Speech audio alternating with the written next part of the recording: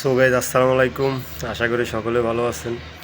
তো আমি বলছিলাম যে আমি দেশ থেকে মালয়েশিয়া যাওয়ার পরে যদি সুযোগ পাই ভিডিও বানাবো, আসলে যে অবস্থানে পড়ছি বা যে অবস্থানে আছি ভিডিও বানানোর মতো সেরকম মন মানসিকতা নাই।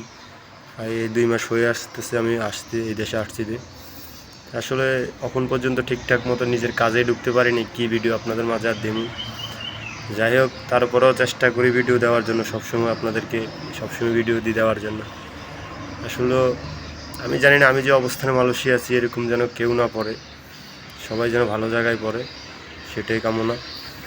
তো এখন পর্যন্ত কাগজপত্রে কিছুদিনের মধ্যে হয়তো হাতে হাতে পাবো, তারপরে এই যে কাজ করবো। আসলে ফিরি বিশাল লোকের তো কি বুঝে তো কীরকম কাগজপত্রে আইতে লেট, কাজ পাইতে লেট, কাজ করার পরে বেতন পাবো কিনা সেটা নিয়ে ঝামেলা, এই আর কি। আসলে এরকম সব কিছু মিলেই আছি।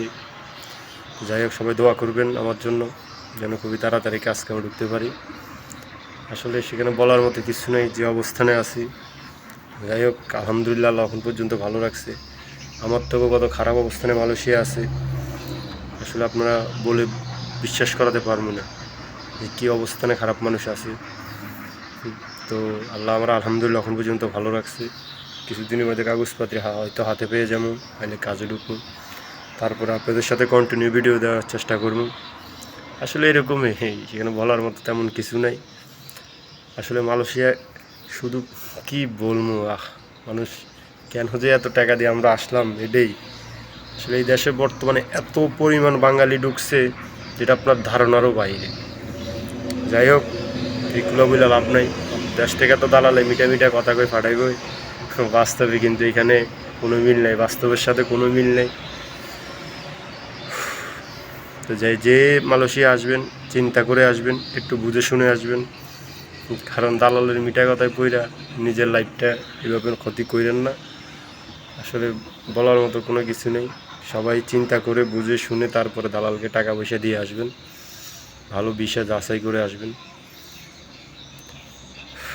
চেষ্টা করবেন কনস্ট্রাকশন বিষয় না আসার জন্য, কারণ বর্তমানে কনস্ট্রাকশন বিষয় বললে হয় না, সাপ্লাইয়ের মধ্যে বিক্রি করে দেয়, কনস্ট্রাকশন সাইডে নেয় না, খুব কম লোকেরই নেয়। 100-র মধ্যে 10 জন যাইতে কি পারে কিনা সন্দেহ আছে। যাই হোক, এগুলো বলে আসলে লাভ নাই। যে আসবেন বুঝে শুনে আসবেন, এই আর কি। তো অনেক দিন হয়েছে ভিডিও দেওয়া হয় না, তাই আপনাদের মধ্যে একটা ভিডিও দিলাম নিজের বাস্তবতা নিয়ে। আসলে বলতে চাই না, এই ভিডিওটা দিতে চাই না, তারপরও দিলাম। ভালো লাগে না, অনেক দিন হয়ে গেছে ভিডিও দিনে, প্রায় 2 মাসের মতো হয়ে গেছে, তাই একটা ভিডিও দিলাম। তো সবাই ভালো থাকবেন, আমার জন্য দোয়া করবেন, সুস্থ থাকবেন। দেখা হবে পরবর্তী নতুন কোনো ভিডিও নিয়ে। আল্লাহ হাফিজ।